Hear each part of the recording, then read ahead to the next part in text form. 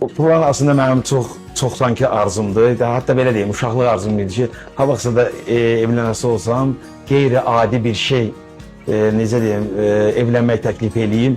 Yəni seçəcəyim xanımla. O da Allahın bugünkü gününə şükür olsun ki, Çinara xanım, tanış olduq Çinara xanımla. Restoranda zaten hamı eləyir, restoranda və yaxud da hansısa bir parkda hamı eləyir. Amma avtobusun içində, sərnişinlərin içində biraz həyəcan, özüm də orada da kamerada görübsünüz, videoda özünüzə həyəcanlıyım. Xanım vəbşə həyəcanlıydı, heç düşünmürdü ki, belə bir şey orada. Sadəcə mənə zəng elədi, dedi ki, mən sənə ünvan desəm, oraya gələ bilərsən. Dedim ki, gələrəm. Və gəldim, mənə dedi ki, mən Aşnıqqada məni gözlə, mən bir 20 dəqiqə oradayım. Gözlədim, gəldi. Əslində düşünmürdüm burada marşrutda belə bir təklif olunsun.